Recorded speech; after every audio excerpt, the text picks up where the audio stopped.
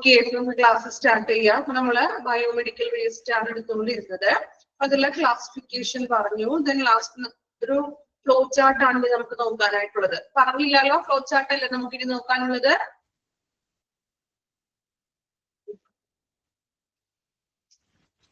Okay, അപ്പൊ biomedical വേസ്റ്റിൽ തന്നെ Hazard waste ഉണ്ട്, നോൺ ഹസാർഡ് വേസ്റ്റ്സ് ഉണ്ട്.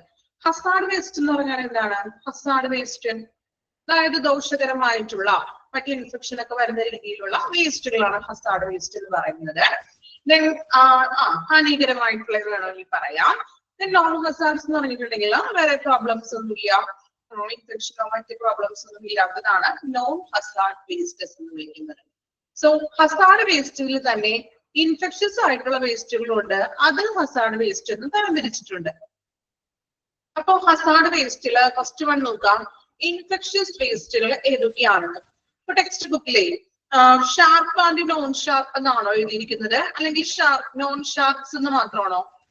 ടെക്സ്റ്റിൽ എങ്ങനെയാ കിടക്കുന്നത്? രണ്ടും ഉണ്ട്, ഷാർപ്സ് ആൻഡ് നോൺ ഷാർപ്സ് എന്നാണോ?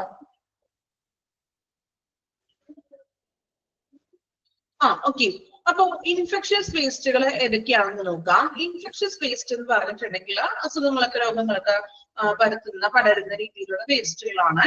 അതിൽ വരുന്നതാണ് sharp waste, then non sharp. Sharp waste എന്ന് പറഞ്ഞാൽ എന്താണ്? ഹോസ്പിറ്റലിൽ നമ്മൾ ഉപയോഗിക്കുന്ന ഷാർപ്പ് വേസ്റ്റുകളൊക്കെ ഇല്ലേ, സിറഞ്ച്, അങ്ങനെയുള്ള നീഡില്, അങ്ങനെയുള്ള വസ്തുക്കള്. ഇതിന് അതുപോലെ തന്നെ നോൺ ഷാർപ്പ് ആയിട്ടുള്ള വേസ്റ്റുകള്. Then plastic disposable. Plastic disposable one time use കഴിഞ്ഞിട്ട് നമ്മൾ ഉപേക്ഷിക്കുന്ന പ്ലാസ്റ്റിക് ഡിസ്പോസബിൾ. എക്സാമ്പിൾ ആയിട്ട് എന്തൊക്കെ പറയാം? ഇതുപോലെ നമ്മള് സിറഞ്ച്, അതുപോലെ തന്നെ കത്തീഡ്രല്, അതുപോലെ തന്നെ എന്താണ് കാനുലാസ്, അങ്ങനെയുള്ള പ്ലാസ്റ്റിക് വസ്തുക്കൾ ഉണ്ടല്ലോ, പേഷ്യൻസിനൊക്കെ ഉപയോഗിച്ച് കഴിഞ്ഞ വസ്തുക്കൾ, ഗ്ലൗസ് അല്ലെ, എന്നിങ്ങനെയുള്ളതൊക്കെയാണ് plastic disposable. Liquid waste, liquid ഫോമിലുള്ള വേസ്റ്റുകൾ, ലിക്വിഡ് ആയിട്ടുള്ള ഫ്ലൂയിഡ്സും അങ്ങനെയുള്ള വസ്തുക്കൾ. ഇത്രയുമാണ് ഇൻഫെക്ഷസ് വേസ്റ്റ് എന്ന് പറയുന്നത്. ദെൻ അതർ ഹസാർഡ് വേസ്റ്റ്, മറ്റ് ഹാനികരമായിട്ടുള്ള വേസ്റ്റുകൾ അല്ലെങ്കിൽ വസ്തുക്കൾ എന്തൊക്കെയാണെന്ന്. Radio active waste. ഇനി എന്താ റേഡിയോ ആക്റ്റീവ് വേസ്റ്റ് എന്ന് പറഞ്ഞിട്ടുണ്ടെങ്കിൽ, അതായത് ഇപ്പൊ നമ്മൾ റേഡിയേഷൻ ഒക്കെ കൊടുക്കുമ്പോൾ അവിടെ ഉപയോഗിക്കുന്ന വേസ്റ്റുകൾ, അവിടെ വരുന്ന വേസ്റ്റുകൾ. അതുപോലെ തന്നെ ഡിസ്കാർഡഡ് ഗ്ലാസസ്, അതായത് ഉപേക്ഷിച്ച പൊട്ടിയ ഗ്ലാസസുകളും മറ്റും. ദെൻ പ്രഷറൈസ്ഡ് കണ്ടെയ്നർ, നമ്മൾ ഓൾറെഡി പറഞ്ഞു കണ്ടെയ്നർ എന്താണ്. പ്രഷറൈസ്ഡ് നമ്മൾ എയർ കാറോസിനൊക്കെ പറഞ്ഞു. ദെൻ ലിക്വിഡ് ഫോമില് എയർ ഫ്രഷർ ഒക്കെ പോലുള്ള വസ്തുക്കള്. ദെൻ കെമിക്കൽ വേസ്റ്റ്, കെമിക്കൽ ആയിട്ടുള്ള വേസ്റ്റുകള്. Then cytotoxic waste. എന്താ സൈറ്റോടോക്സിക് വേസ്റ്റ് എന്ന് പറഞ്ഞിട്ടുണ്ടെങ്കിൽ കേട്ടോ, സൈറ്റോടോക്സിക് എന്ന് അതായത് നമ്മൾ ഈ ക്യാൻസറിനൊക്കെ കൊടുക്കുന്ന, ക്യാൻസർ പോലുള്ള അസുഖങ്ങളൊക്കെ കൊടുക്കുന്ന, ചികിത്സിക്കുന്ന ആ ഒരു സൈറ്റോടോക്സിക് ഡ്രഗ്സ് ആണത്. സോ ഈ ക്യാൻസറിന് നമ്മൾ ഇത് കൊടുക്കുന്നത് എന്തിനു വേണ്ടിയിട്ടാണ്? സെല്ലുകൾ നശിപ്പിക്കാനാണ് അല്ലെ. ക്യാൻസർ വന്ന സെല്ലിനെ നശിപ്പിക്കാൻ കൊടുക്കുന്ന മെഡിസിൻ ആണ് ഈ സൈറ്റോടോക്സിക് എന്ന് പറയുന്നത്. സോ അതുമായിട്ട് റിലേറ്റഡ് ചെയ്തിട്ടുള്ള മെറ്റീരിയലുകൾ അല്ലെങ്കിൽ ഈ സൈറ്റോടോക്സിക് ഡ്രഗ്സിന്റെ അവശിഷ്ടങ്ങൾ, മെറ്റീരിയലുകളൊക്കെ അത് മറ്റുള്ളവർക്കും അത് ഹാനികരമാണ്. സെൽസിനൊക്കെ നമ്മുടെ കോശങ്ങളെ നശിപ്പിക്കാനായിട്ട് അത്രയും പവറുള്ള ഒരു വേസ്റ്റ് ആണ് എന്താ സൈറ്റോടോക്സിക് വേസ്റ്റ് എന്ന് പറയുന്നത്. Then incineration ash. എന്ത് ഇൻസിനറേഷൻ ആഷ് എന്ന് പറഞ്ഞിട്ടുണ്ടെങ്കിൽ, നമ്മള് ഈ വേസ്റ്റുകളൊക്കെ കത്തിക്കഴിഞ്ഞിട്ടുള്ള ചാരം ഉണ്ടല്ലോ, അതും ഒരു വിധത്തില് ഇൻഫെക്ഷൻസ് വരുത്തുന്ന ഒന്നാണ്. വേസ്റ്റുകളൊക്കെ നമ്മൾ കത്തിച്ചു കഴിഞ്ഞിട്ടുള്ള ഇതുപോലെ ഉപയോഗിച്ചിട്ടുള്ള ഗ്ലൗസുകളും മാസ്കുകളും ഇതൊക്കെ നമ്മൾ കത്തിക്കും അല്ലെ. കത്തി കഴിഞ്ഞിട്ട് അതിൽ നിന്നും ഉണ്ടാകുന്ന ചാരം അത് നമുക്ക് ഹസാർഡ് തന്നെയാണ്, ഹാനികരമാണ്. ശരീരത്തിന് പല അസുഖങ്ങൾക്കൊക്കെ അത് കാരണമായിട്ട് തീരുന്നു. ഓക്കെ, ഇത്രയുമാണ് ഇൻഫെക്ഷസ് വേസ്റ്റുകൾ ഏതൊക്കെയാണ്. Then other Hazard waste. Then ഇനി അടുത്തത് നോക്കാം, നോൺ ഹസാർഡ് വേസ്റ്റ്, ഹാനികരമല്ലാത്ത വേസ്റ്റുകൾ. താഴെ കൊടുത്തിട്ടുണ്ടോ ടെക്സ്റ്റില് ഏതൊക്കെയാണെന്ന്? കൊടുത്തിട്ടുണ്ടോ നോൺ ഹസാർഡ് വേസ്റ്റിന്? കൊടുത്തിട്ടില്ല. ഓക്കെ, അപ്പൊ നമുക്ക് ഒന്ന് രണ്ടെണ്ണം നിങ്ങൾ താഴെ എഴുതി വെക്കാം കേട്ടോ, അധികം ഒന്നും വേണ്ട, അത് ഞാൻ പറയാം, നിങ്ങളൊന്ന് നോട്ട് ചെയ്ത് വെച്ചോളൂ. എന്താ പ്ലാസ്റ്റിക് പാക്കേജിങ് അല്ലെ, അങ്ങനെയുള്ള വസ്തുക്കൾ ഏതെങ്കിലും മൂന്നെണ്ണം ഇഷ്ടമുള്ളത് എഴുതുക, അല്ലെങ്കിൽ ഞാൻ പറയണോ? എഴുതിക്കോളൂ കേട്ടോ. പ്ലാസ്റ്റിക് പാക്കേജിങ് നമ്മൾ നേരത്തെ ഓൾറെഡി പറഞ്ഞതാണ്. ഇത് പ്ലാസ്റ്റിക് പാക്കേജിങ്, പ്ലാസ്റ്റിക് പാക്കേജിങ്. എഴുതി വെക്കുക കേട്ടോ. ഏതെങ്കിലും 2 3 എഴുതിയാൽ മതി. Plastic packaging, paper cardboard, paper cardboard, paper cardboard. Then food scraps, ഫുഡിന്റെ സ്ക്രാപ്സ് മറ്റേ നമ്മൾ പറഞ്ഞല്ലോ പീലിങ്സ് ഒക്കെ. Paper cardboard, plastic packaging, then food scraps.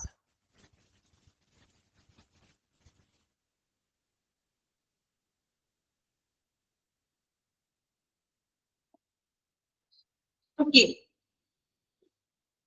അപ്പൊ നമ്മൾ നോക്കിയത് ബയോമെഡിക്കൽ വേസ്റ്റില് ഹസാർഡ് വേസ്റ്റ്സും ഫുഡ് സ്ക്രാപ്സ് അവശിഷ്ടങ്ങളൊക്കെ ഉണ്ടല്ലോ. ഓക്കെ. ദെൻ നോൺ ഹസാർഡ് വേസ്റ്റ്സുകൾ ഏതൊക്കെയാണെന്ന് വായിച്ചു നോക്കുക കേട്ടോ. ഫ്ലോ ചാർട്ട് ഒന്ന് വായിച്ചു നോക്കുക, ഇമ്പോർട്ടന്റ് ആണ്, പഠിക്കണം.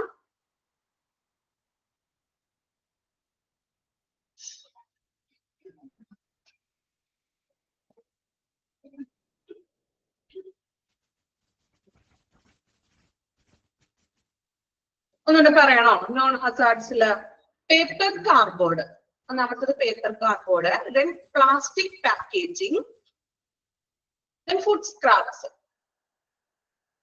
Paper cardboard, plastic packaging, food scraps. Okay. Then ഇനി ഒന്ന് വായിച്ചു നോക്കിയേ, ഫ്ലോ ചാർട്ട് വായിക്കാട്ടെ എല്ലാവരും.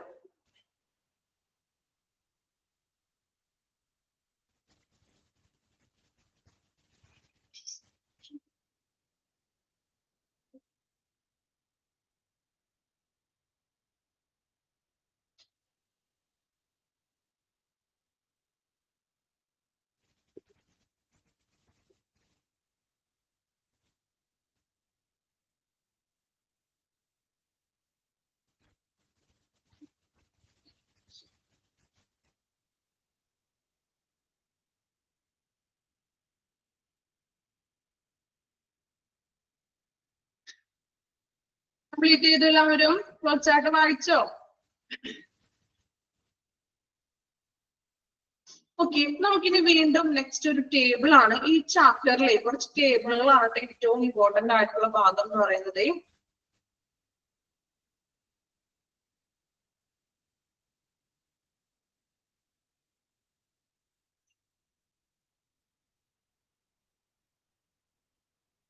ഓക്കെ, അപ്പൊ ഇനി നമുക്ക് ടേബിൾ നോക്കാം.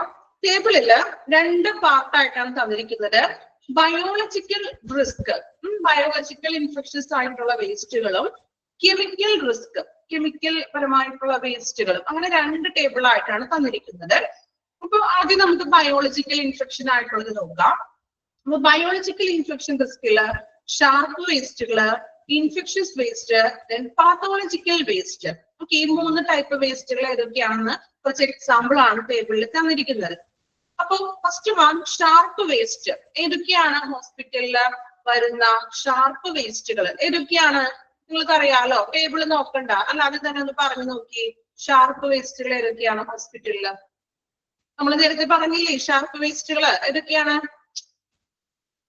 നീഡിൽസ് വരാം, അതുപോലെ തന്നെ നീഡിൽസ്, സിറിഞ്ച്, നീഡിൽസ്, പ്ലേറ്റ്സ്, അതുപോലെ തന്നെ ഇങ്ങനെ ബ്രോക്കൺ പീസസ്, എന്തെങ്കിലും ഗ്ലാസ് അങ്ങനെ ചിതറിയിട്ടുള്ള വസ്തുക്കൾ.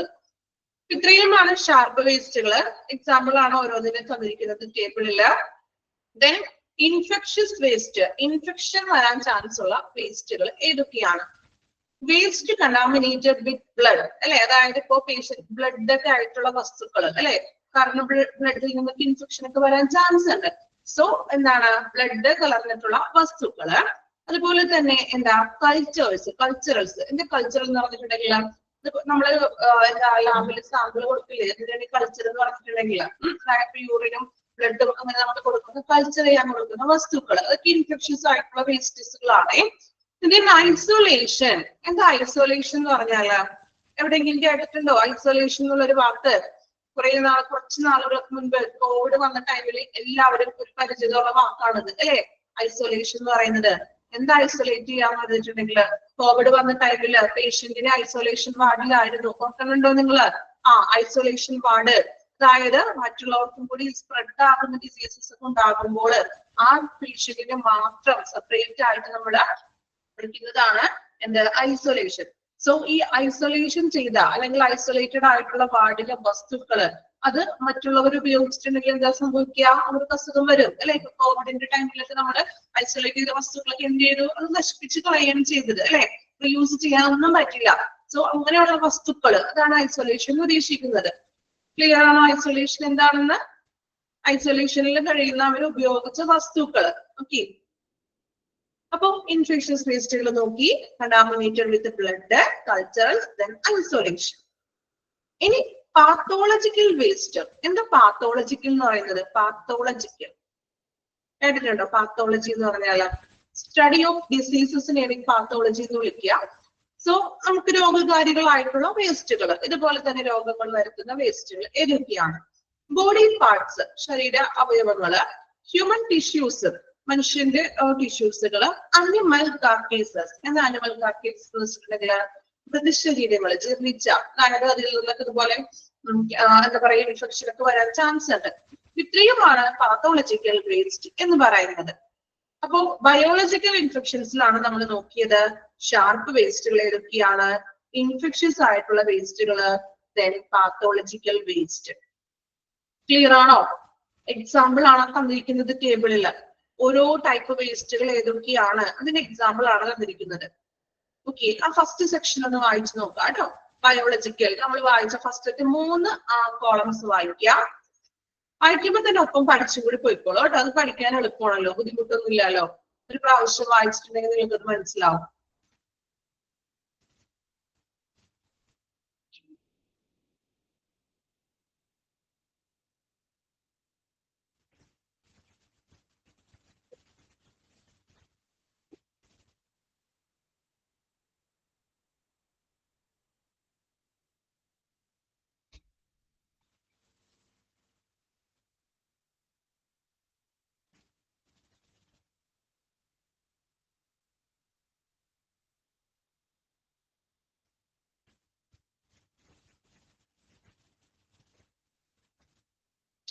ഫസ്റ്റത്തെ 3 കോളമാണ് കേട്ടോ. അതായത് ബയോളജിക്കൽ റിസ്ക് ആണ് നമ്മൾ നോക്കിയത്.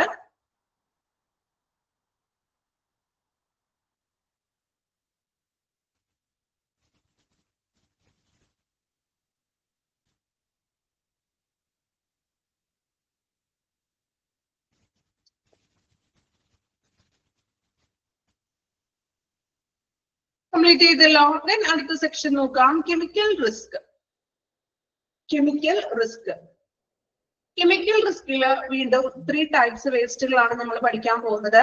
Pharmaceutical waste, chemical waste, then radioactive waste.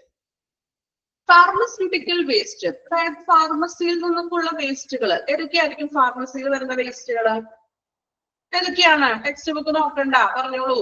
ഫാർമസിയിൽ വരുന്ന വേസ്റ്റുകൾ ഏതൊക്കെയാണ്? ഫാർമസിയിൽ വരുന്ന വേസ്റ്റുകൾ ഏതൊക്കെയാ?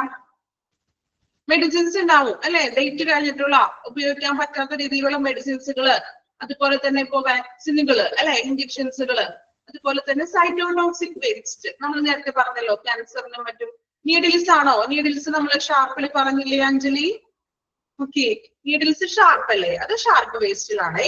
ഫാർമസ്യൂട്ടിക്കൽ എന്ന് പറയുമ്പോൾ ഫാർമസിയിൽ വരുന്നത് മെഡിസിൻസുകളാണ് കൂടുതലും പറയുന്നത്.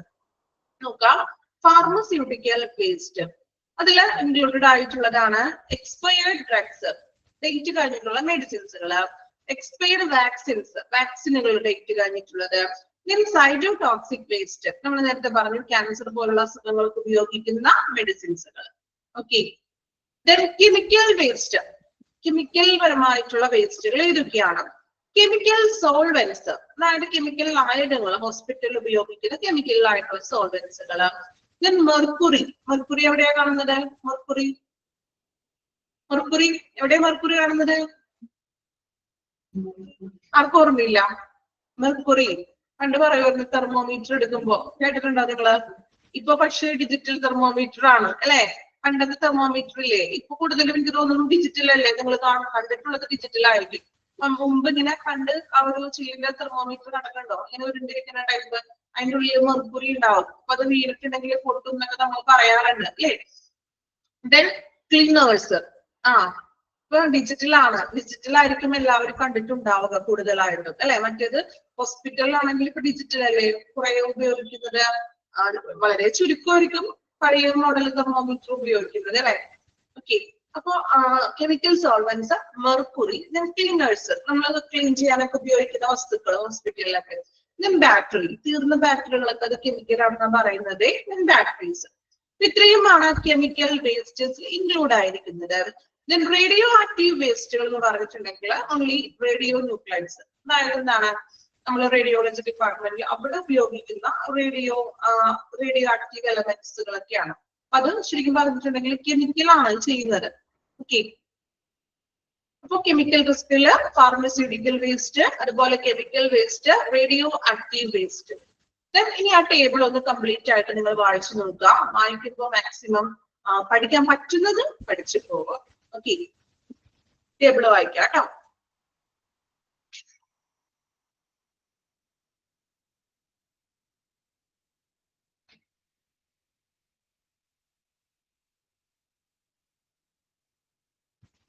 സൈറ്റോടോക്സിക് വേസ്റ്റ് എന്ന് പറഞ്ഞിട്ടുണ്ടെങ്കിലേ നമ്മൾ ക്യാൻസറിനൊക്കെ ഉപയോഗിക്കുന്ന ഒരു ഡ്രഗ് ആണ് ഈ സൈറ്റോടോക്സിക് എന്ന് പറഞ്ഞിട്ടുണ്ടെങ്കിൽ.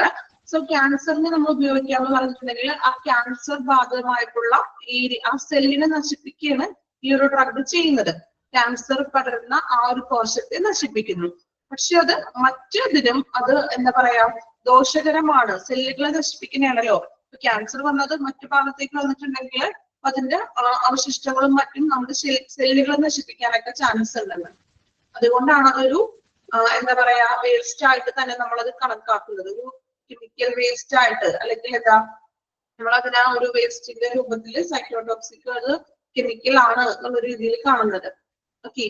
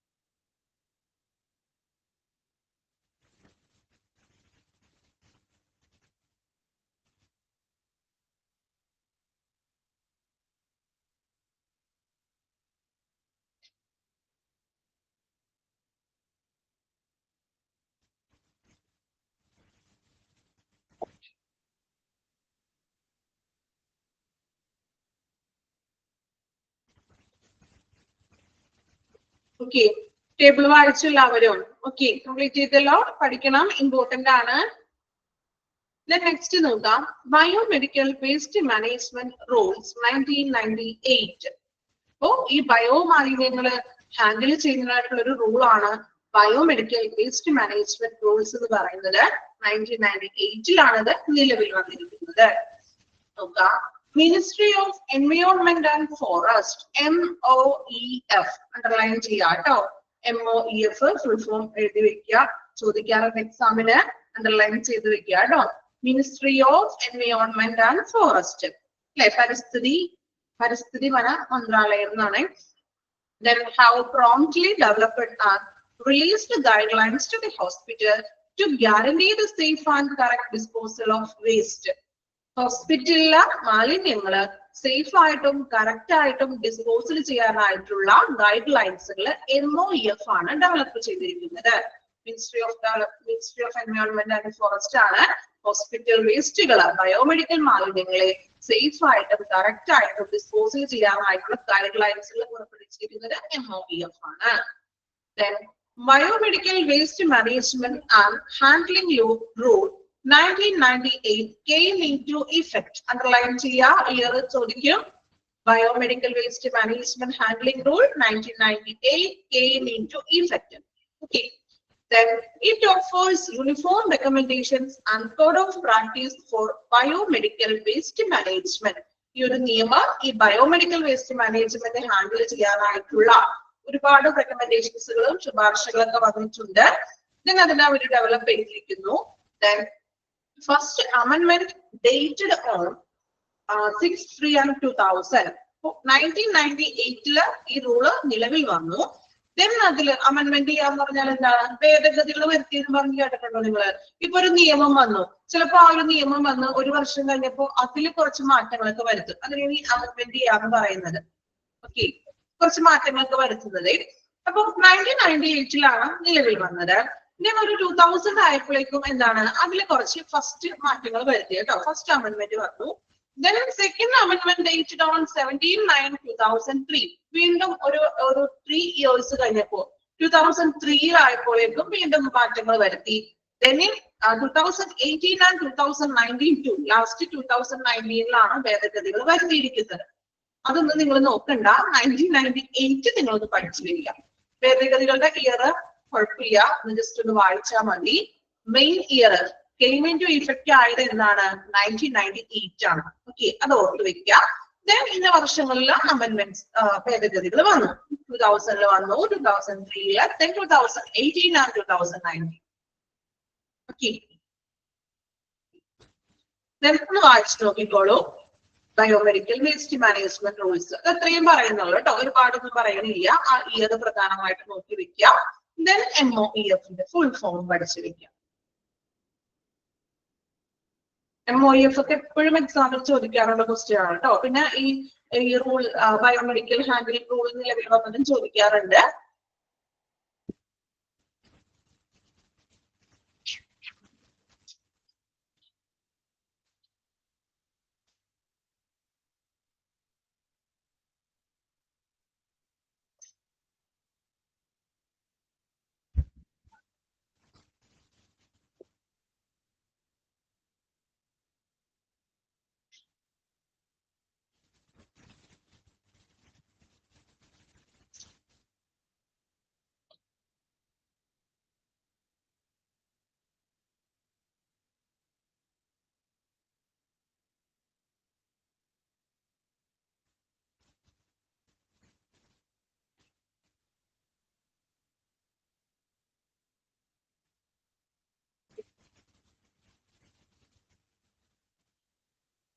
അണ്ടർലൈൻ ചെയ്ത ഭാഗങ്ങൾ പ്രത്യേകം ശ്രദ്ധിച്ച് വായിക്കണം കേട്ടോ.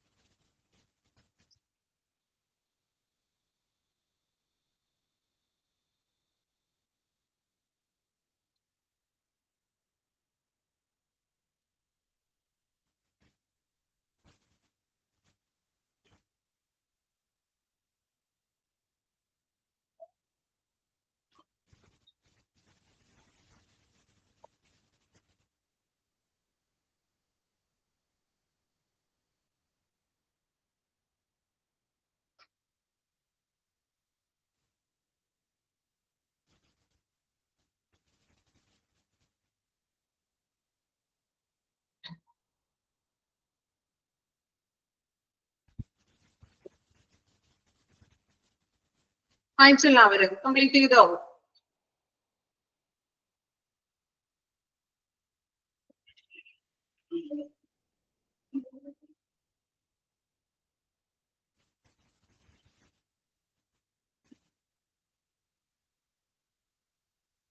ഓക്കെ,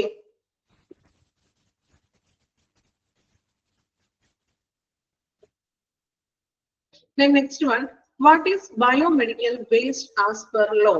നിയമപ്രകാരം ബയോമെഡിക്കൽ വേസ്റ്റിനെ കുറിച്ച് എന്താണ് പറയുന്നത്? Biomedical waste shall not be combined with other waste.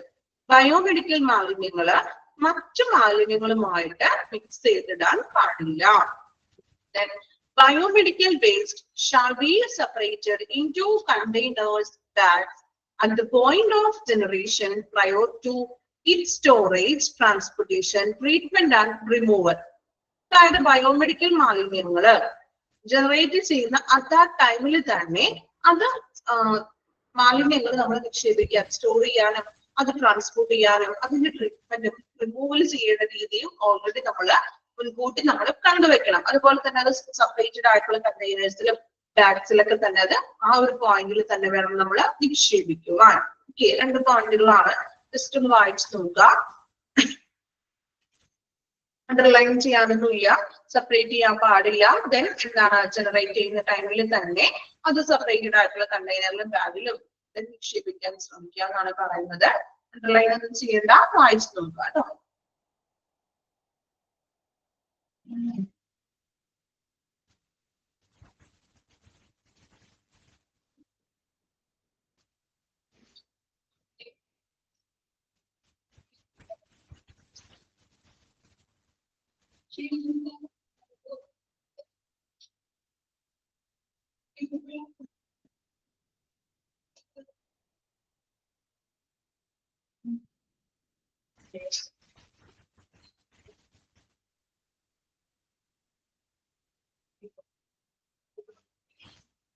Okay, next നോക്കാം. Duty of occupier. ഒക്യുപ്പയർ എന്ന് പറയുന്നത് ആരാണ്? ഒക്യുപ്പയർ ആരാണ്? തൊഴിലാളി, എംപ്ലോയി അല്ലെ? അതായത് വേസ്റ്റ് ഹാൻഡിൽ ചെയ്യുന്ന എംപ്ലോയീസ്, അവരുടെ ഡ്യൂട്ടിനെ കുറിച്ചാണ് പറയുന്നത്. It shall be the duty of each occupant of a facility producing biomedical waste which comprises a hospital. എവിടെ നിന്നൊക്കെയാണ് ഈ ബയോമെഡിക്കൽ വേസ്റ്റ് പ്രൊഡ്യൂസ് ചെയ്യുന്നതെന്നാണ് പറയുന്നത്. എവിടെ നിന്നൊക്കെയാണെന്ന് നോക്കാം. Hospital, nursing home, clinic, dispensary, veterinary institution, animal house, pathological laboratory, blood bank. ഇവിടെ നിന്നൊക്കെയാണ് ഇത് ഈ biomedical മാലിന്യങ്ങൾ produce ചെയ്യുന്നത്. By no matter what name called is to take all steps to make sure that such waste is handled without any negative impact to human health and environment. So ഈ occupier എന്ന് പറയുന്ന വ്യക്തി അല്ലെ, അതായത് ഈ biomedical മാലിന്യങ്ങൾ handle ചെയ്യുന്ന ആള് എവിടെ നിന്നൊക്കെയാണ് ഇത് ബയോമെഡിക്കൽ നമ്മൾ എടുക്കുന്നത്, പ്രൊഡ്യൂസ് ചെയ്യുന്നത്? ഹോസ്പിറ്റലിൽ നിന്നും, nursing home, clinic, dispensary, veterinary, ഇവിടെ നിന്നൊക്കെ കളക്ട് ചെയ്യുന്ന ഈ വേസ്റ്റുകൾ ഹാൻഡിൽ ചെയ്യുമ്പോൾ വിത്തൗട്ട് എനി നെഗറ്റീവ് ഇമ്പാക്ട്, അതായത് മനുഷ്യന്റെ ആരോഗ്യത്തിനും അതുപോലെ തന്നെ പ്രകൃതിക്കും എൻവയോൺമെന്റിനും ഒരു രീതിയിലുള്ള ഒരു നെഗറ്റീവ് ഇമ്പാക്ട് വരുത്താത്ത രീതിയിൽ വേണം ഒക്യുപ്പയർ ഇത് ഹാൻഡിൽ ചെയ്യുവാനും അത് ഡിസ്പോസൽ ചെയ്യുവാനും, പ്രകൃതിക്കും അതുപോലെ തന്നെ ഹ്യൂമനും. ഓക്കെ, അത് അത്രയും എന്താ പറയാ കെയർഫുള്ളോട് കൂടി തന്നെ വേണം ഹാൻഡിൽ ചെയ്യാൻ. അപ്പൊ നമുക്ക് ഇത് ഡീറ്റെയിൽ ആയിട്ട് പഠിക്കാനുണ്ട്. അവര് അങ്ങനെ ഒക്യുപ്പയർ ചെയ്യേണ്ട കാര്യങ്ങള് സുരക്ഷയ്ക്ക് വേണ്ടിയിട്ട് എന്തെല്ലാമാണ് ചെയ്യേണ്ടതെന്ന് നെക്സ്റ്റ് പഠിക്കാനായിട്ടുണ്ട്. ഓക്കെ, വായിച്ചു നോക്കുക കേട്ടോ. Duty of occupier.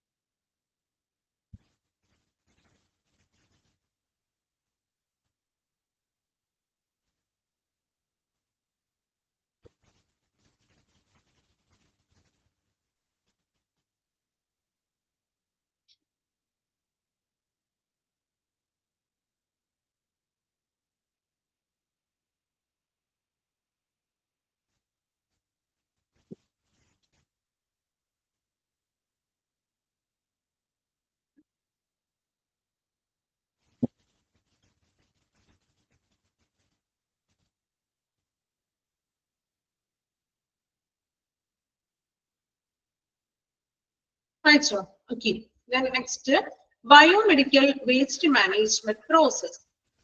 The hospital waste like body parts, organs, tissues, blood and body fluids, along with soiled linen, cotton, bandage and plaster casts from infected and polluted areas are imported to be properly gathered, separated, stored, moved, handled and disposed of in safe approach to avoid nosocomial or hospital developed illness. ഒറ്റ sentence ആണ് കേട്ടോ അത്. നിങ്ങളെ അതില് ആ hospital വേസ്റ്റുകള് examples ആണ് കൊടുത്തിരിക്കുന്നത്. അതൊന്ന് അണ്ടർലൈൻ ചെയ്തേക്കും കേട്ടോ. ഹോസ്പിറ്റൽ വേസ്റ്റിൽ എന്തൊക്കെയാണ്? Body parts, organs, tissues, blood, body fluids, ഇതെല്ലാം ഹോസ്പിറ്റൽ വേസ്റ്റുകളാണ്. ദെൻ താഴെ കൊടുത്തിട്ടുണ്ട് with solid linen, cotton, bandage, plaster cast. അവിടം വരെ അണ്ടർലൈൻ ചെയ്യാം കേട്ടോ. ഹോസ്പിറ്റൽ വേസ്റ്റുകളുടെ എക്സാമ്പിൾസ് ആണ് പറയുന്നത്.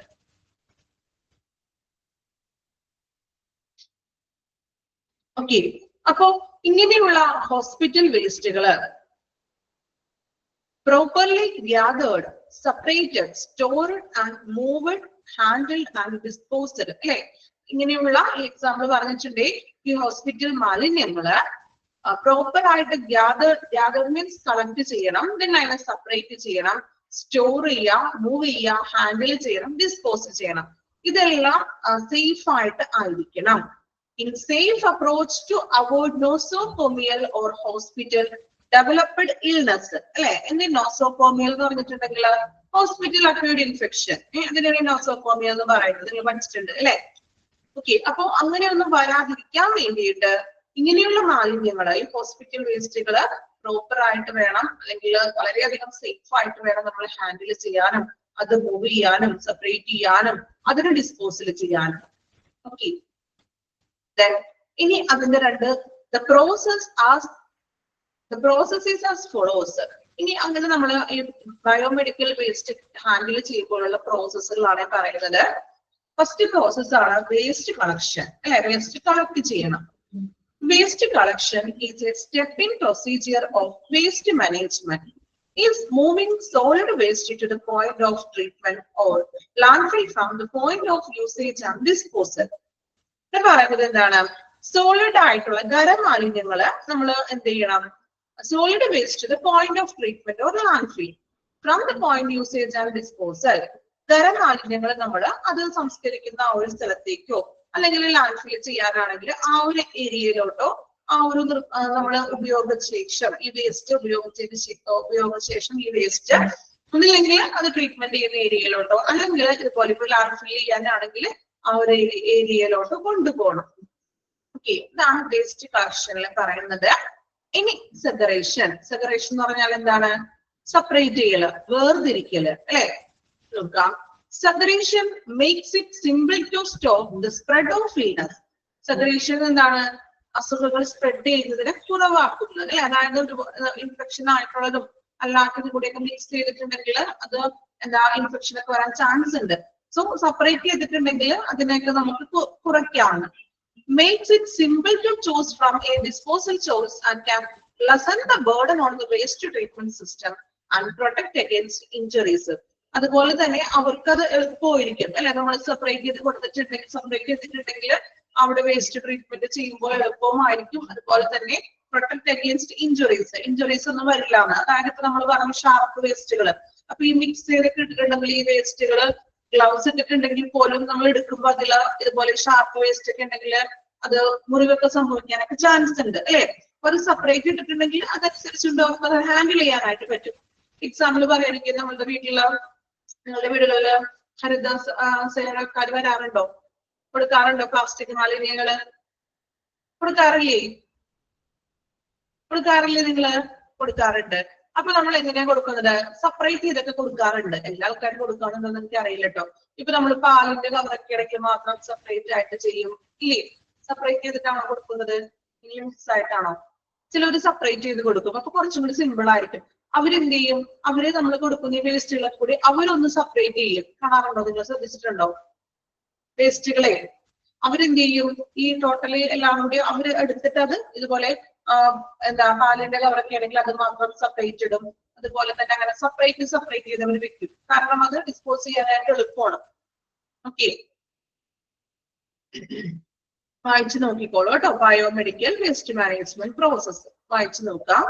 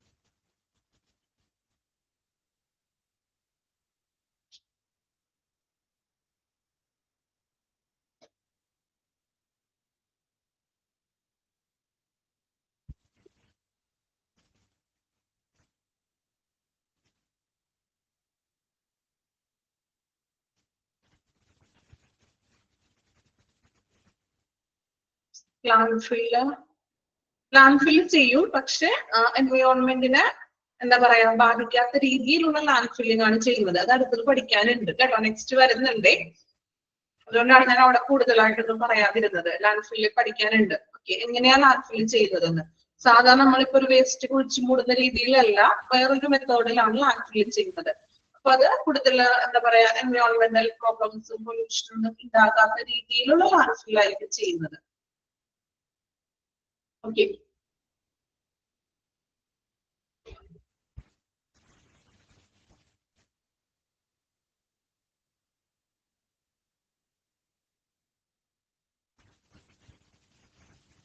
കംപ്ലീറ്റ് ചെയ്തില്ല എല്ലാവരും? വായിച്ചില്ലേ?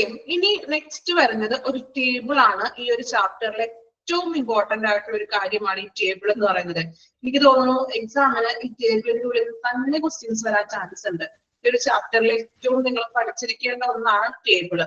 മാക്സിമം ക്വസ്റ്റ്യൻസ് ടേബിളിൽ നിന്നായിരിക്കും വരാൻ ചാൻസ് കൂടുതൽ. ഓക്കെ, ടേബിള് ഇമ്പോർട്ടന്റ് ആണ്. ദെൻ എളുപ്പത്തിൽ പഠിച്ചെടുക്കാനും പറ്റും. മാക്സിമം ക്ലാസ്സിൽ വെച്ച് തന്നെ നമുക്ക് ടേബിൾ പഠിച്ചു പോകണം. ദെൻ 10 കാറ്റഗറിയാണ് ടേബിളിൽ പറയുന്നത്. Type waste category 10 type category 1, 2 എന്ന് പറഞ്ഞു കൊടുത്തിട്ടുണ്ട്. ദെൻ ആ വേസ്റ്റിന്റെ പേരുകള്, ദെൻ ഈ വേസ്റ്റുകൾ ഓരോ കാറ്റഗറിയിലെ വേസ്റ്റുകള് ഏത് ടൈപ്പ് കണ്ടെയ്നറിൽ നിക്ഷേപിക്കണം, ദെൻ അതിനെ എങ്ങനെയാണ് ഡിസ്പോസൽ ചെയ്യുന്നത്, അതിനെ നിർമ്മാർജ്ജനം ചെയ്യുന്ന മെത്തേഡ് എന്താണ്, ഇത്രയും കാര്യങ്ങളാണ് ടേബിളിൽ പഠിക്കാനായിട്ടുള്ളത്. പക്ഷെ ടേബിൾ പഠിക്കുന്നതിന് മുൻപായിട്ട് നമുക്ക് മറ്റൊരു കാര്യമാണ് ഞാൻ എടുക്കാൻ പോകുന്നത് ആദ്യം. ഓക്കെ, ടേബിൾ അവിടെ നിൽക്കട്ടെ. ടേബിളിന് മുന്നേ ഒരു കാര്യം പഠിച്ചാലേ ടേബിളിലോട്ട് നമുക്ക് വരാൻ പറ്റുള്ളൂ, അല്ലെങ്കിൽ നിങ്ങൾക്ക് കൂടെ കൺഫ്യൂഷൻ ആകും. അതുകൊണ്ട് ഞാൻ ഓൾറെഡി നമ്മൾ നേരത്തെ ടേബിൾ കഴിഞ്ഞിട്ട് ടെക്സ്റ്റ് ബുക്കിൽ ഒന്ന് നോക്കാം കേട്ടോ. ടേബിൾ കഴിഞ്ഞിട്ട് എനിക്ക് തോന്നുന്നു ഒരു പേജ് കൂടി കഴിഞ്ഞിട്ടായിരിക്കും ട്രീറ്റ്മെന്റ് ആൻഡ് ഡിസ്പോസൽ എന്ന് പറഞ്ഞൊരു ഹെഡ്ലൈൻ കാണും. പേജ് എടുത്ത് വെക്കാം കേട്ടോ ടെക്സ്റ്റില്. ടേബിൾ ഒക്കെ കഴിഞ്ഞിട്ട് ട്രീറ്റ്മെന്റ് ആൻഡ് ഡിസ്പോസൽ എന്ന് പറഞ്ഞൊരു ഹെഡ്ലൈൻ നോക്കാം. 95 ആണോ? ഓക്കെ, പേജ് നമ്പർ 95 ആണെന്ന് പറഞ്ഞ് നിങ്ങളുടെ ടെക്സ്റ്റില് treatment and disposal method. Okay, കണ്ടോ എല്ലാവരും? ഇവിടെ പറയുന്നത് എങ്ങനെയൊക്കെയാണ് നമുക്ക് ഈ മാലിന്യങ്ങളെ സംസ്കരിക്കുന്നത്. ഈ മാലിന്യങ്ങളെ സംസ്കരിക്കുന്ന മെത്തേഡ്സുകളാണ്. കുറച്ച് മെത്തേഡ്സുകളാണ് ഈ ബയോമാലിന്യങ്ങള് സംസ്കരിക്കുന്ന കുറച്ച് മെത്തേഡ്സുകൾ നമുക്കൊന്ന് പഠിക്കാം. അത് കഴിഞ്ഞിട്ട് നമുക്ക് ടേബിളിലോട്ട് പോകാം.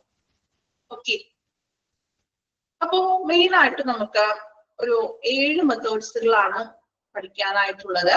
മെത്തേഡ്സ് പ്രത്യേകിച്ച് അങ്ങനെ ഒരുപാട് പഠിക്കാനൊന്നും ഇല്ല, മനസ്സിലാക്കി പഠിക്കാനുള്ളൂ. വളരെ സിമ്പിൾ ആണ്, ഹാർട്ടൊന്നും ചെയ്യണ്ട. അർത്ഥം മനസ്സിലാക്കി, മലയാളത്തിൽ നിങ്ങളൊന്ന് അർത്ഥം മനസ്സിലാക്കി വെക്കുക, എങ്ങനെയാണ് ആ പ്രോസസ്സ് ചെയ്യുന്നത്. ഓക്കെ, ഫസ്റ്റ് വൺ നോക്കാം.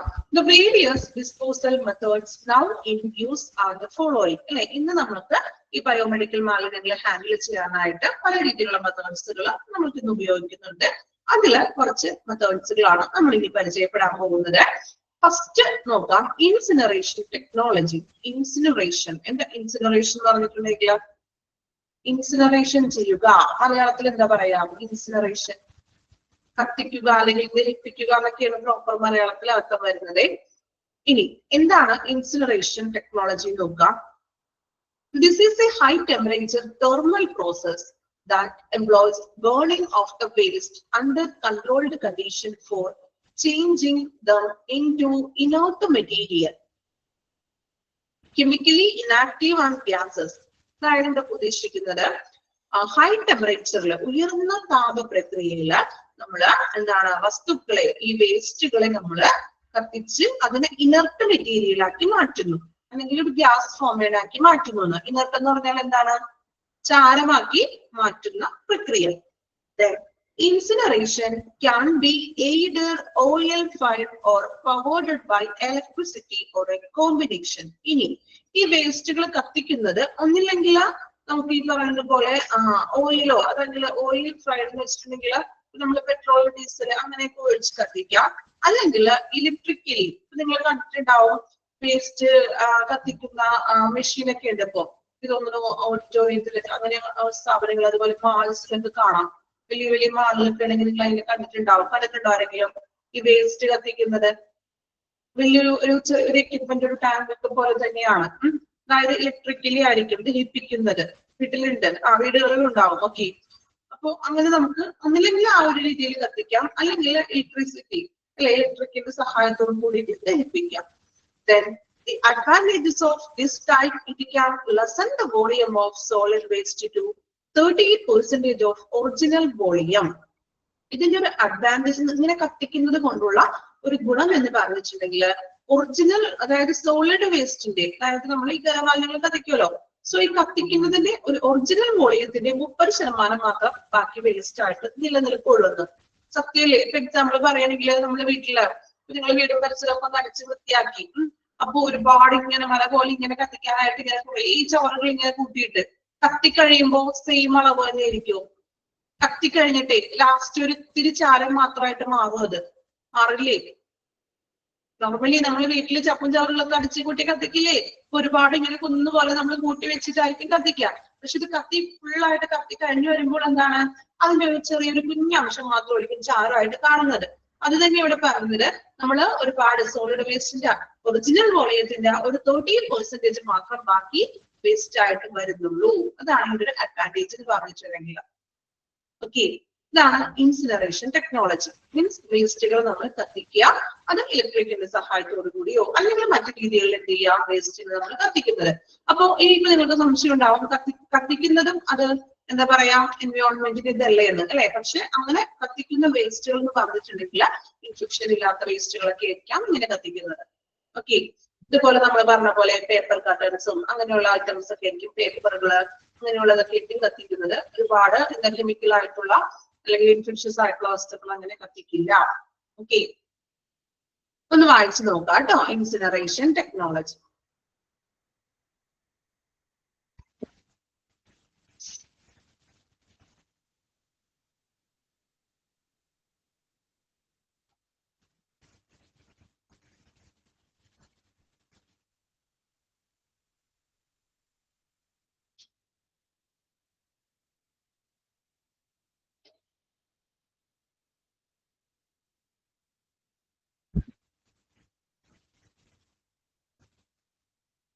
ക്ലിയർ ആണല്ലോ ഇൻസിനറേഷൻ. ദെൻ രണ്ടാമത്തെ മെത്തേഡാണ് ഓട്ടോക്ലേവിംഗ്.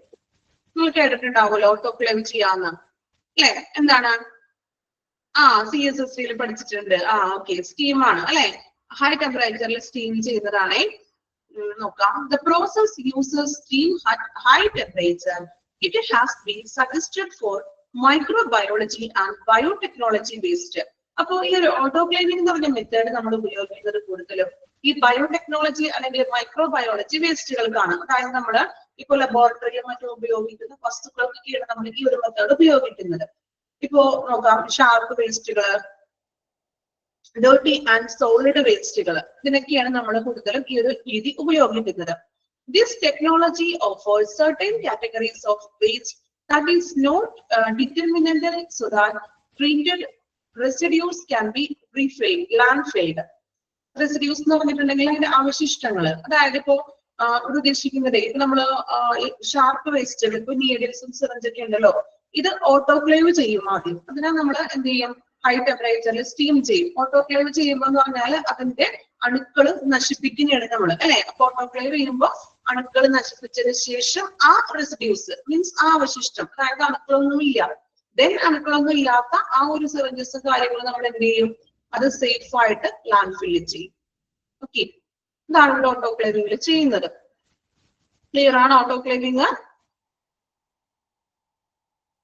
വായിച്ചു നോക്കുക കേട്ടോ, ഓട്ടോക്ലേവിംഗ് വായിക്കാം.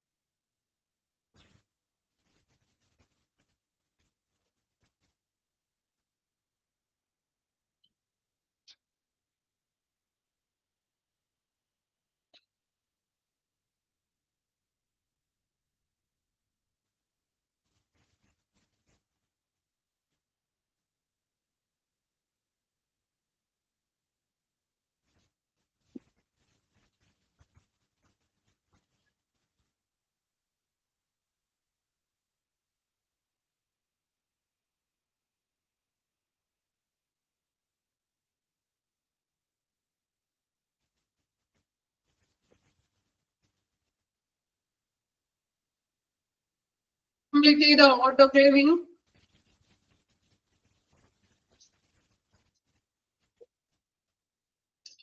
മൂന്നാമത്തെ മെത്തേഡാണ് മൈക്രോവേവ് ഇറാഡിയേഷൻ അല്ലെ.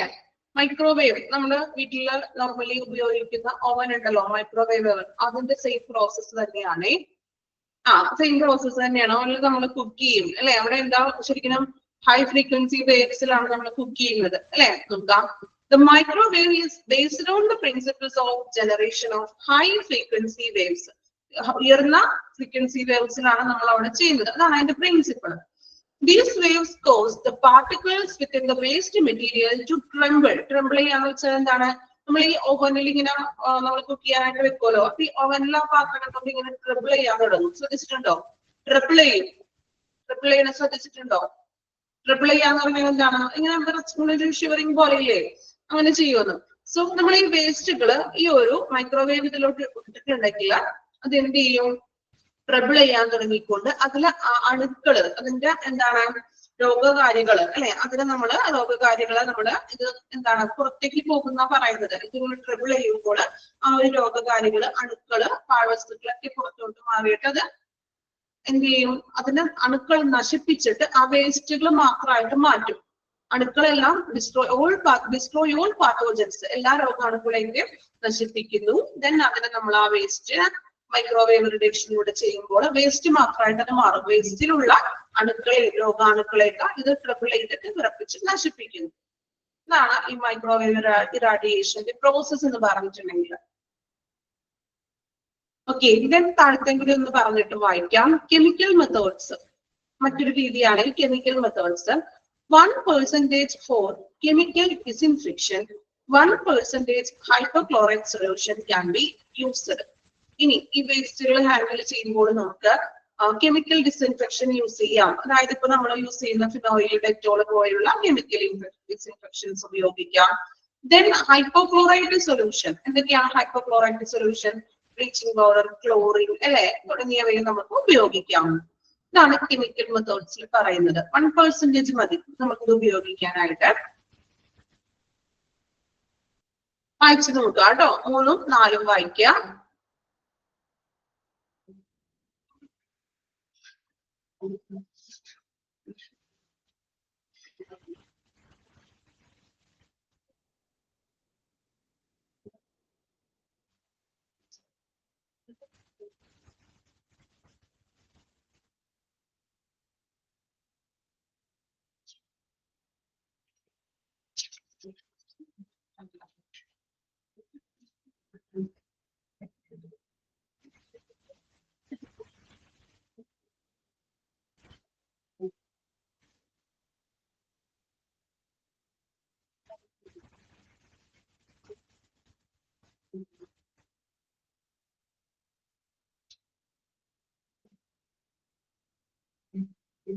വായിച്ചല്ലോ. ഇനി അടുത്ത മെത്തേഡ് നോക്കാം. Plasma pyrolysis. പ്ലാസ്മ പൈറോളിസിസ് നോക്കാം. Plasma pyrolysis is a ultra-modern technology for safe removal of medical waste. It is an environment-friendly technology. Underline ചെയ്യാട്ടോ അതൊന്ന്. Plasma pyrolysis ന്റെ first sentence underline ചെയ്യാം. Plasma pyrolysis is an ultra-modern technology for safe removal of medical waste. അവിടെ വരെ underline ചെയ്യാം. Medical waste safe ആയിട്ട് removal ചെയ്യാനായിട്ടുള്ള ഒരു മോഡേൺ ടെക്നോളജിയാണ് plasma pyrolysis. Then it is an environment friendly technology. The plasma pyrolysis process is the thermal degradation of organic substances in absence of air, oxygen, utilizing plasma energy. അതായത് plasma energy ഉപയോഗിച്ചുകൊണ്ട്, plasma energy എന്ന് പറഞ്ഞാൽ എന്താണ്? നമ്മൾ ചെറിയ ക്ലാസ്സിൽ പഠിച്ചിട്ടില്ലേ? ഖരം, ദ്രാവകം, വാതകം പഠിച്ചിട്ടുണ്ടോ മാറ്റേഴ്സ്? അപ്പോ അതില് ഖരം, ദ്രാവകം, വാതകം കഴിഞ്ഞിട്ടുള്ള ഒരു ഫോമാണ് എന്ത്? പ്ലാസ്മ എന്ന് പറയുന്നത്. ഇതൊരു എനർജിയാണ്. സോ ഓക്സിജന്റെ അഭാവത്തില്, അതായത് എയറിന്റെ സാന്നിധ്യം ഇല്ലാതെ, വായുവിന്റെ സാന്നിധ്യം ഇല്ലാതെ ഈ ഒരു പ്ലാസ്മ എനർജി ഉപയോഗിച്ചിട്ട് എന്താണ് നമ്മൾ ഈ കെമിക്കൽ വസ്തുക്കളെ അല്ലെങ്കിൽ എന്താ വേസ്റ്റുകളെ നമ്മൾ നിർമ്മാർജ്ജനം ചെയ്യുന്ന ഒരു ഡിഗ്രഡേഷൻ എന്ന് പറഞ്ഞാൽ താപനശീകരണ പ്രവർത്തനത്തെയാണ് പ്ലാസ്മ പൈറോളിസിസ് എന്ന് വിളിക്കുന്നത്. ഓക്കെ, അതായത് ഓക്സിജന്റെ അഭാവത്തിൽ പ്ലാസ്മ എനർജി ഉപയോഗിച്ചുകൊണ്ട് നമ്മൾ ഇൻഫെക്ഷസ് ആയിട്ടുള്ള അല്ലെങ്കിൽ ബയോമെഡിക്കൽ മാലിന്യങ്ങളെ നശിപ്പിക്കുന്ന ഒരു പ്രോസസ്സാണ് പ്ലാസ്മ പൈറോളിസിസ്. ഓക്കെ, അതിന്റെ ഡീറ്റെയിൽ ആയിട്ടൊന്നും പഠിക്കാനില്ല, ജസ്റ്റ് ആ ഒരു പ്രോസസ്സാണ്. പ്ലാസ്മ എനർജി ഉപയോഗിച്ചിട്ടാണ് അത് ചെയ്യുന്നത്. അത്രയുള്ള അതിൽ പഠിക്കാനായിട്ട്. ദെൻ ഇതിന്റെ ഡീറ്റെയിൽ ആയിട്ടൊക്കെ നോക്കണമെങ്കിൽ നിങ്ങൾ യൂട്യൂബിൽ ഒന്ന് സെർച്ച് ചെയ്തിട്ടുണ്ടെങ്കിൽ അറിയാൻ പറ്റും ഈ ഒരു പ്രോസസ്സ് എങ്ങനെയാണെന്ന്. പ്ലാസ്മ ടോർച്ച് എന്നൊക്കെ പറഞ്ഞിട്ടുണ്ട്. അപ്പൊ അതൊക്കെ ഉപയോഗിച്ചിട്ടാണ് അവർ ചെയ്യുന്നത്. വലിയൊരു പ്രോസസ്സാണിത് പ്ലാസ്മ പൈറോളിസിസ്. അങ്ങനെ താല്പര്യമുള്ളവർ ഒന്ന് നോക്കിക്കോളൂ, യൂട്യൂബിലൊക്കെ ഉണ്ട്, അല്ലെങ്കിൽ ഗൂഗിളിൽ സെർച്ച് ചെയ്തിട്ടുണ്ടെങ്കിലും അതിന്റെ ഡീറ്റെയിൽ ആയിട്ടുണ്ട്. നമുക്ക് ഇത്രയും പഠിക്കാനുള്ളൂ, ഒരുപാടൊന്നും പറഞ്ഞിട്ടില്ല. പ്ലാസ്മ എനർജി ഉപയോഗിച്ച് ചെയ്യുന്നതാണ്. ദെൻ മോഡേൺ ടെക്നോളജി ആണ്, സേഫ് റിമൂവൽ ആണ്, അതുപോലെ തന്നെ എന്താണ് എൻവയോൺമെന്റ് ഫ്രണ്ട്ലി ആണ്. ഓക്കെ, വായിച്ചു നോക്കാം കേട്ടോ പ്ലാസ്മ പൈറോളിസിസ്.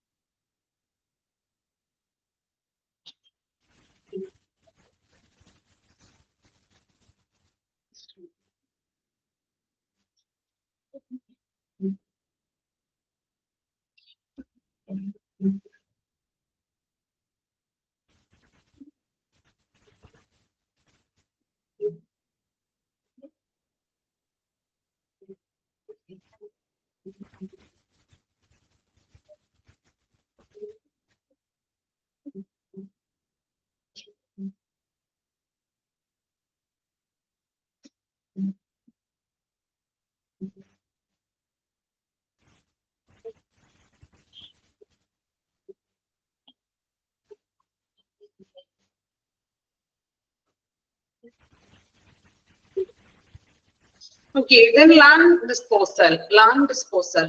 അതുകൂടി ഒന്ന് കംപ്ലീറ്റ് ചെയ്യാം. As the name indicates, land disposal include two methods, which are open dumping and sanitary landfill. Landfillന്റെ കാര്യം നേരത്തെ ആരോ ചോദിച്ചല്ലോ, അതാണ് കേട്ടോ, ശ്രദ്ധിക്കാം. അപ്പോ നമ്മൾ പറഞ്ഞു ഈ വേസ്റ്റുകൾ ലാൻഡ്ഫില്ല് ചെയ്യുന്നത്, അത് രണ്ട് രീതിയിലാണ് ലാൻഡ്ഫില്ല് വരുന്നത്. ഫസ്റ്റ് വൺ ഓപ്പൺ ഡംപിങ്ങും ദെൻ സാനിറ്ററി ലാൻഡ്ഫില്ല്. രണ്ട് രീതിയിലാണ് നമ്മൾ ലാൻഡ്ഫില്ല് ചെയ്യുന്നത്, ഒന്ന് ഓപ്പണും ദെൻ സാനിറ്ററി. ഇനി എന്താണ് open dumping? Open dumping is an unsecure method. ഇതൊരു unsecure method ആണ്, because the waste would then be discarded in any open space that may lead to pollution problem. അല്ലെ, നമ്മൾ ഓരോരുത്തരും ചെയ്യുന്നത് നമ്മൾ ചെയ്യാറുണ്ടോ? അതായത് ഒഴിഞ്ഞെടുക്കുന്ന പറമ്പും പരിസരമൊക്കെ കാണുമ്പോൾ എന്ത് ചെയ്യും? ആളുകൾ അവിടെ കൊണ്ടുവന്ന് വേസ്റ്റ് അങ്ങോട്ട് ഡംപ് ചെയ്യും, ഇല്ലേ? ചെയ്യാറില്ലേ? ഇപ്പൊ നിങ്ങൾ കണ്ടിട്ടുണ്ടാവും, അപ്പൊ നിങ്ങളുടെ അവിടെയൊക്കെ ഉണ്ടോ എന്ന് അറിയില്ല, നമ്മളുടെ ഇവിടെയൊക്കെ അങ്ങനെ കാണാറുണ്ട്. ഹൈവേയുടെ പണിയൊക്കെ നടക്കുന്നത് കൊണ്ട് അല്ലെ, പാലൊക്കെ വരുന്നത് കൊണ്ട് ഒരുപാട് ഇങ്ങനെ സ്ഥലങ്ങളൊക്കെ അവിടെ കൊണ്ടുവന്ന് എന്താണ് ഈ വേസ്റ്റ് കൊണ്ടുവന്ന് ഡംപ് ചെയ്യുകയും ചെയ്യാറ് ആളുകൾ. അങ്ങനെയുണ്ടോ? നിങ്ങളുടെ പരിസരത്തൊക്കെ കാണാറുണ്ടോ? കണ്ടിട്ടുണ്ട് അല്ലെ. അപ്പൊ അതൊക്കെ ഓപ്പൺ ഡംപിങ് ആണ്. അത് പൊല്യൂഷൻ ഉണ്ടാക്കും അല്ലെ, എൻവയോൺമെന്റിനാണെങ്കിലും മറ്റു രീതിയിലുള്ള പൊല്യൂഷൻസ് അത് സൃഷ്ടിക്കുന്നുണ്ട്. Sanitary landfill. Sanitary landfill as a secluded area is selected away from the population. Secluded area ആണ് നമ്മൾ സെലക്ട് ചെയ്യുന്നത്.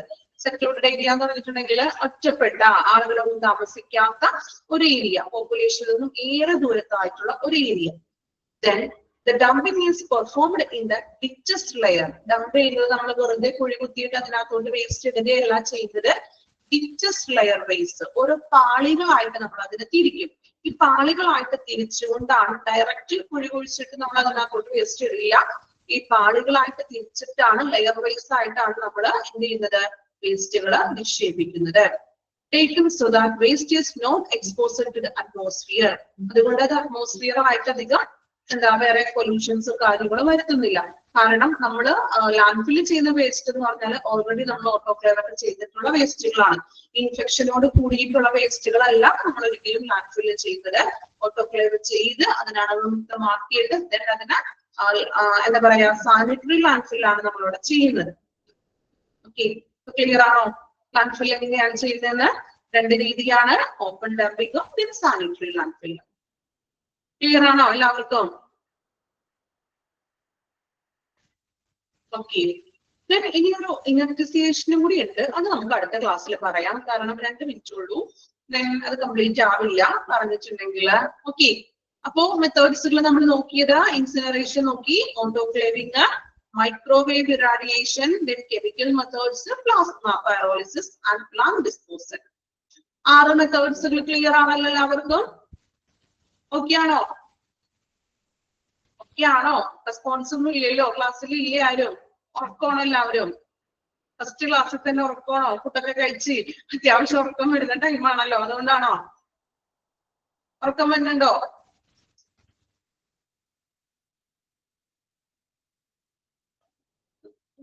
ബോറിംഗ് ഉണ്ടോ? വേസ്റ്റ് ഒക്കെയാണ് എടുക്കണല്ലേ?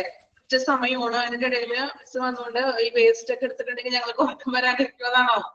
ഇല്ല, ഉറക്കമൊന്നും വരുന്നില്ല. ഓക്കെ. അപ്പൊ അടുത്ത ക്ലാസ്സിൽ നമുക്ക് ലാസ്റ്റ് ആ 7th മെത്തേഡും കൂടി പറയാം കേട്ടോ. Okay, thank you all. Thank you ma'am.